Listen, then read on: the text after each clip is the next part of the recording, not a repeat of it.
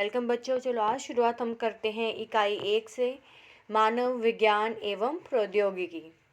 पहला प्रश्न पे चलते हैं। अपने दैनिक जीवन में प्रयोग होने वाली वस्तुओं के नाम लिखिए। जो हम दैनिक जीवन में प्रयोग करते हैं वस्तुएं, उन्हें के नाम हमें यहाँ पे लिखने हैं। तो वो है बाल्टी, मग, कार, बस, ट्रेन, वायुयान, पेन, किताब, मेज, कुर्सी, चौक। प्रश्न 2। निम्नलिखित चित्रों को देखकर यातायात के प्राचीन संसाधनों पर ओल्ड तथा नवीन संसाधनों पर न्यू लिखिए। तो हमें यहाँ पर इसको न्यू और ओल्ड में कैटेगराइज करना है। पहला है एरोप्लेन, न्यू है। कार न्यू, जो बैलगाड़ी आती थी पहले, ओल्ड। Bike new. आगे है बाईसाइकिल, तो ये ओल्ड है। और उसके बाद ये आती है नाव, ये भी ओल्ड है। तो पुराने संसाधन है ये सारे, और जिनके आगे न्यू लिखा है वो सभी को मालूम है, वो आजकल प्रचलित है। चलिए आगे चलते हैं प्रश्न 3 पर। पहले जब टेलीफोन, मोबाइल नहीं थे, लोग एक दूसरे का हाल जानने या संदेश पहुंचाने के लिए क्या उपयोग करते थे?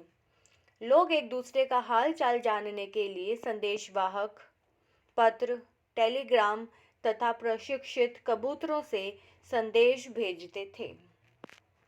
प्रश्न 4। निम्नलिखित कृषि संसाधनों में से प्राचीन एवं नवीन संसाधनों की अलग अलग सूची बनाइए। तो हमें इसमें अलग अलग सूची बनानी है। यहाँ पे कुछ संसाधन लिखे गए हैं, तो जैसे ऊपर वाला था उसी तरीके से यही है। प्राचीन कृषि संसाधन कौन से हैं? ये थे बैलगाड़ी, बैल हल, ढेकुली, रहल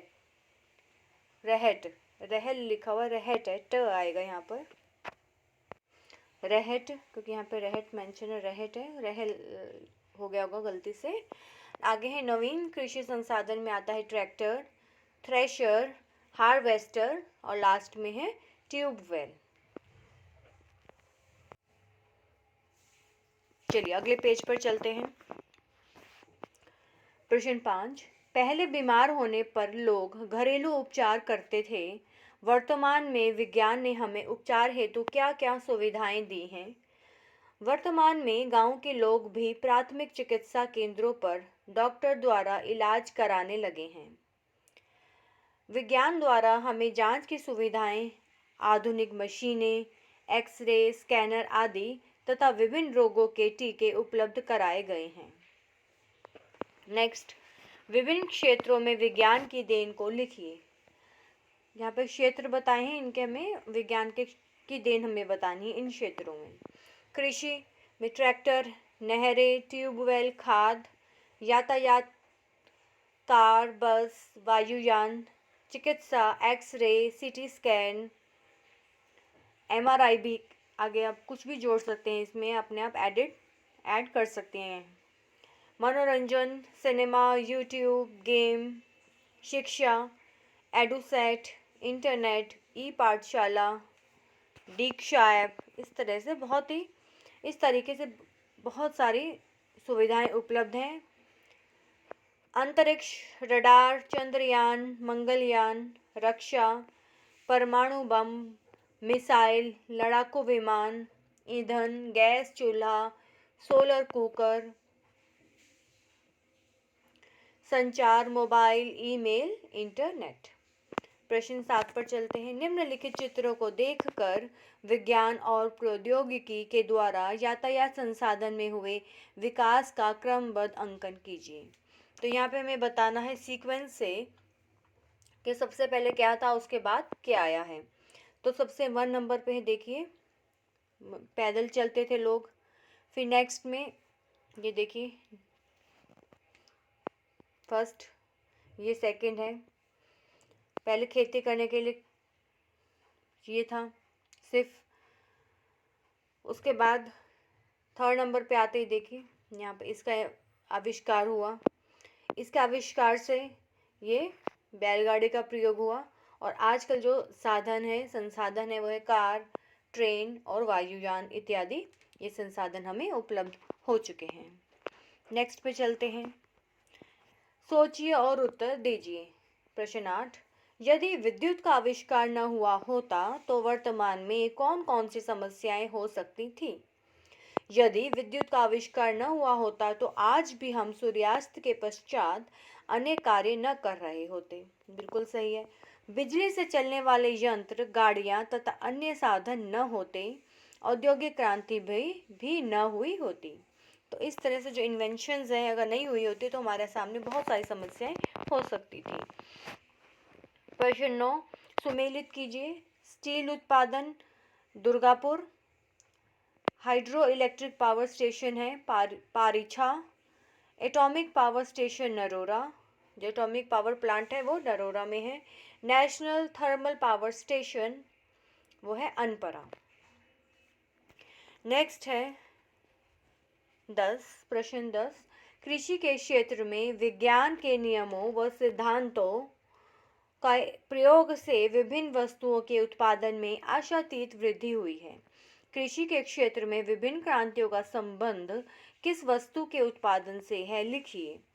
तो हमें ये बताना है किस वस्तु से है। हरित क्रांति फसल के लिए है, श्वेत क्रांति दूध से संबंधित है, पीली क्रांति तिलहन दालें, भूरी क्रांति उर्वरक खाद जो होती है, नीली क्रांति मत्स्य मतलब मछली पालन से है, मछली पालन नीली क्रांति में आता है।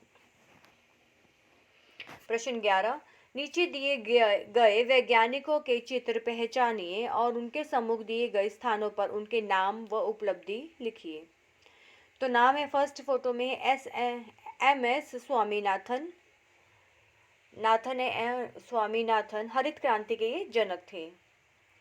नेक्स्ट है डॉक्टर वर्गीस कुरियन, श्वेत क्रांति के जनक माने गए हैं ये। प्रश्न 12, निम्नलिखित दिए गए शब्दों में से उचित शब्द चुनकर रिक्त स्थान की पूर्ति कीजिए। अपनी भौगोलिक स्थिति जानने के लिए GPS का प्रयोग करते हैं हम। नेक्स्ट, पृथ्वी, अग्नि एवं त्रिशूल भारतीय मिसाइल है, ये मिसाइलों के नाम हैं, पृथ्वी, अग्नि और त्रिशूल। LPG liquid petroleum gas, liquefied petroleum gas खाना बनाने की गैस है LPG। टेलीफोन लाइन से जुड़ा नेटवर्क इंटरनेट कहलाता है। प्रश्न 13, विज्ञान और प्रौद्योगिकी के विकास के कारण मनुष्य को लाभ ही नहीं मिला है बल्कि इससे अनेक प्रकार की हानियां भी हुई हैं। नीचे दिए गए चित्रों को देखकर उन हानियों को पहचान कर उनके कारणों को लिखिए। तो इससे केवल लाभ ही नहीं है, कुछ हानियां भी हुई हैं, तो हमें हानियां बतानी है। पहले में है चिमनी से निकला हुआ धुआं, इससे जो हानि हुई है, इससे वायु प्रदूषण, और इन सभी से एक ही हानि है इनकी। तो पहले अलग अलग फोटोग्राफ का डिस्क्रिप्शन बता देते हैं। फर्स्ट से जो है वो है चिमनी से निकला हुआ धुआं, ये। नेक्स्ट है ये पराली का धुआं है, जब पराली जलाई जाती है तो धुआं निकल रहा है उसमें से। थर्ड है गाड़ियों से निकलने वाला धुआं, तो ये गाड़ियों का है। तो तीनों से जो यहाँ पे है, तीनों के दुष्प्रभाव यहाँ बताए गए हैं। इनसे वायु प्रदूषण, अनेक रोग जैसे दमा, अस्थमा, त्वचा रोग आदि होते हैं। प्रश्न 14, यदि वर्तमान में ईंधन के रूप में LPG और CNG का प्रयोग न होता तो पर्यावरण पर पड़ने वाले नकारात्मक प्रभावों को लिखिए। LPG यूज होती है सिलेंडर्स में और CNG इसमें होती है अपने व्हीकल्स में। यदि LPG व CNG का प्रयोग न होता तो हम ईंधन के रूप में आज भी लकड़ी या कोयले का प्रयोग करते और इनसे निकलने वाले धुएं से हमारा वातावरण प्रदूषित होता और हमारे स्वास्थ्य पर नकारात्मक प्रभाव जैसे दमा, अस्थमा आदि पड़ता। प्रश्न 15 पर आते हैं। विज्ञान और प्रौद्योगिकी के विकास से लाभ ही नहीं बल्कि हानियां भी हुई हैं। पर्यावरण असंतुलित हुआ है जिस कारण वातावरण में प्रदूषण बढ़ता जा रहा है। निम्नलिखित चित्रों को देखकर उन प्रदूषणों के नाम व कारण लिखिए। तो पहले जो चित्रों में है क्रमशः देखिए, दो चित्र बताए गए हैं।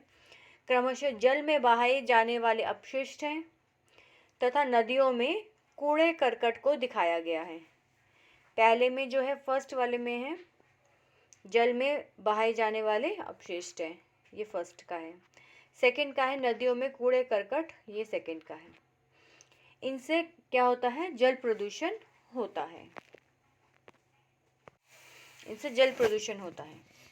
नेक्स्ट 16th, मृदा प्रदूषण क्या है, इसके कारण लिखिए तथा मृदा प्रदूषण के 2 अन्य प्रकार भी लिखिए। तो मृदा प्रदूषण की परिभाषा देखते हैं। भूमि के भौतिक, रासायनिक या जैविक गुणों में ऐसा कोई भी अवांछित परिवर्तन जिससे मृदा की उपज क्षमता में कमी आ जाए, उसे मृदा प्रदूषण कहते हैं। कारण क्या है इसके? फर्स्ट है औद्योगिक कचरे को मृदा पर डालना। सेकंड, अत्यधिक रासायनिक खाद का प्रयोग। थर्ड, घरेलू अपशिष्ट आदि को मृदा पर डालना। फोर्थ, वनों की अंधाधुंध कटाई। पांचवा है अन्य प्रदूषण जैसे वायु प्रदूषण, ध्वनि प्रदूषण आदि। पिक्की कर लीजिए, अंधाधुंध कटाई। तो इसी के साथ हमारी ये इकाई यहीं समाप्त होती है। मिलते हैं एक नई इकाई के साथ।